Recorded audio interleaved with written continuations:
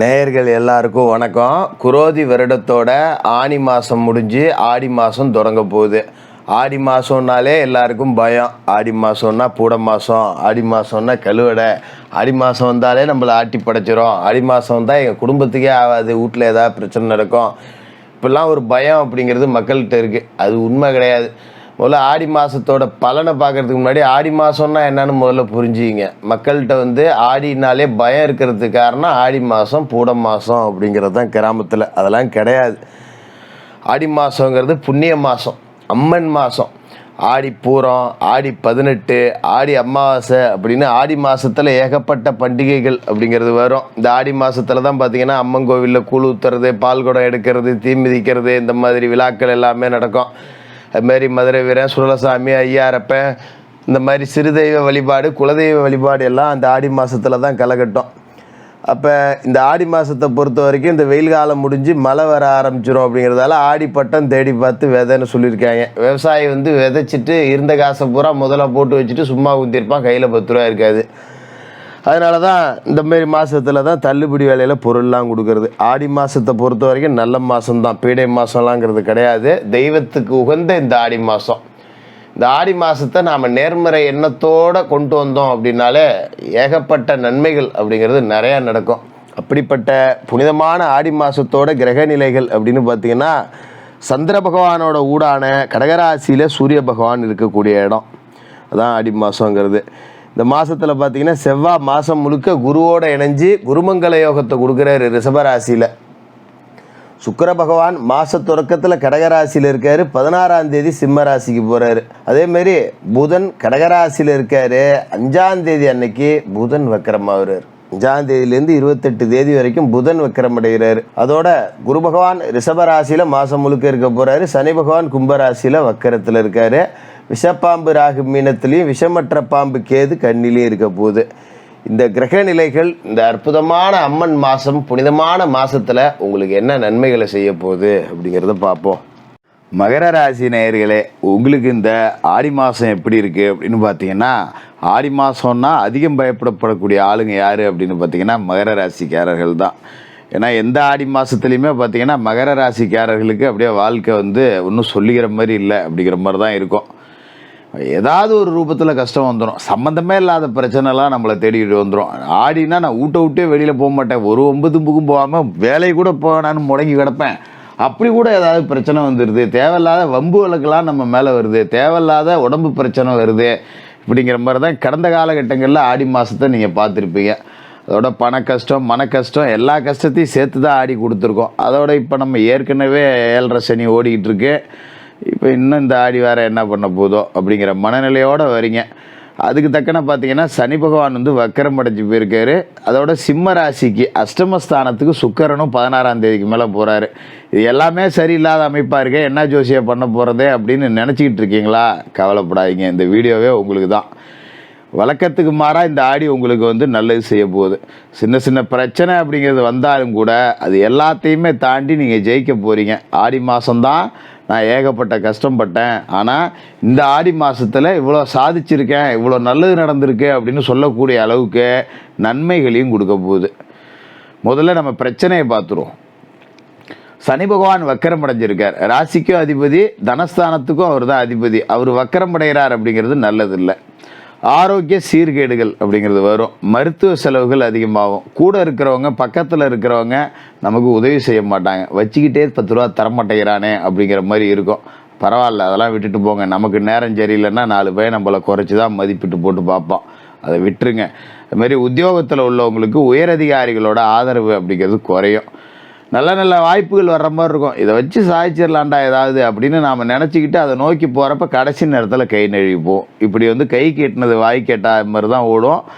ஆனால் அதை தாண்டி நிறைய நல்ல விஷயங்கள் அப்படிங்கிறது நடக்க போகுது. என்ன நடக்குது அப்படின்னு பார்த்தீங்கன்னா, புதன் வக்கரம் அப்படிங்கிறது அற்புதமான யோகத்தை உங்களுக்கு கொடுக்கும். அதுக்கு முன்னாடி மாத தொடக்கத்திலே பார்த்தீங்கன்னா குரு செவ்வாய் சேர்க்கை அப்படிங்கிறது ராசிக்கு 5ஆவது வீட்டில் இருக்குது. குரு பகவான் பூர்வ புண்ணிய ஸ்தானத்தில் இருந்துட்டு உங்களோட ராசியவும் பார்க்குறார். அப்போ குரு பார்க்க கோடி நன்மை அப்படிங்கிறபடி குரு பார்வை நன்மை கொடுக்கும்.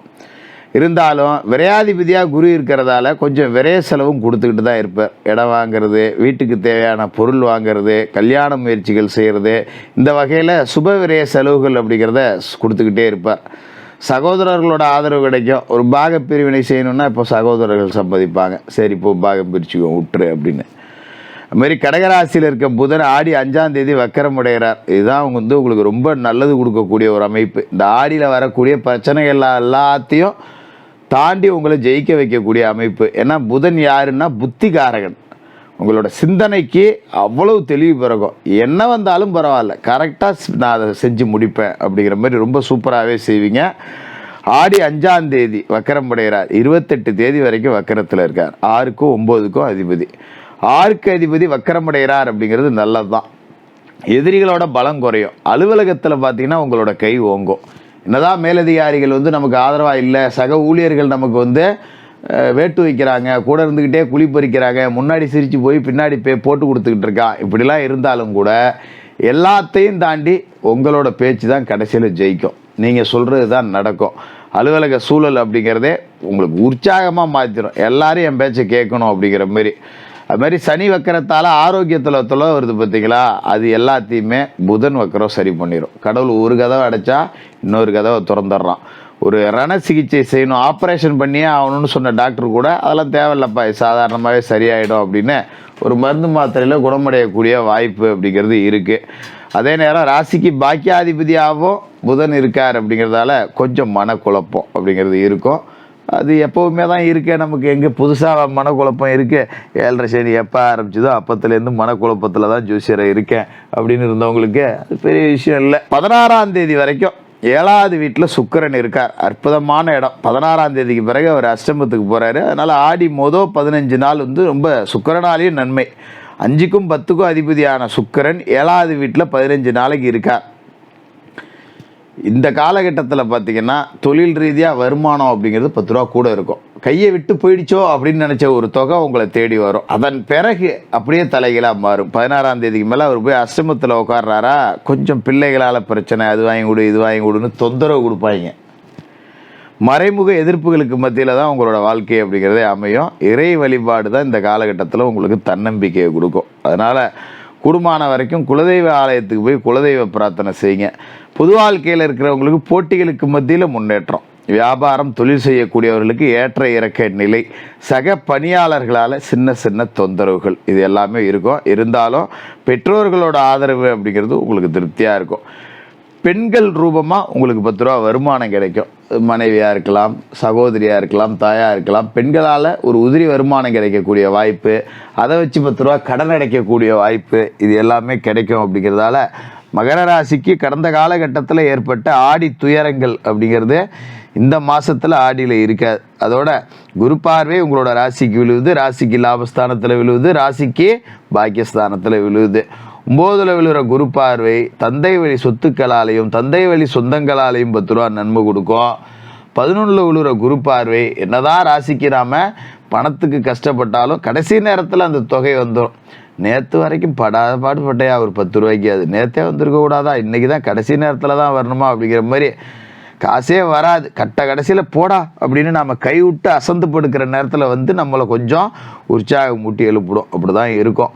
ராசிக்கு குரு பார்வை இருக்குது அப்படிங்கும்போது 3வது வீட்டில் ராகு இருக்கார் அப்படிங்கும்போது மன தைரியம் அப்படிங்கிறது நல்லாயிருக்கும். ராத்திரியில் நிம்மதியாக தூங்கலாம். இந்த பாதி ராத்திரியில் எழுந்திரிச்சு கஷ்ட நஷ்டத்தை யோசித்து பார்த்துட்டு தூக்கமில்லாத கிடக்கிற நிலைமை அப்படிங்கிறது மாறிடும்.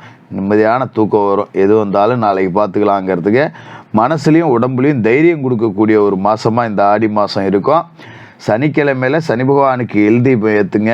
மாற்றுத்திறனாளிகளுக்கு உங்களால் முடிஞ்ச உதவிகள் அப்படிங்கிறத செஞ்சுட்டு வாங்க. இந்த ஆடி மாதம் மிக சிறந்த ஒரு மாதமாக இருக்கும். ரொம்ப ஆண்டுகளுக்கு பிறகு ஒரு ஆடி மாதம் மகர ராசிக்காரர்களுக்கு நல்லா இருக்குன்னா அது இந்த ஆடியாக தான் இருக்கும். மகர ராசிக்காரர்களுக்கு வாழ்த்துக்கள்.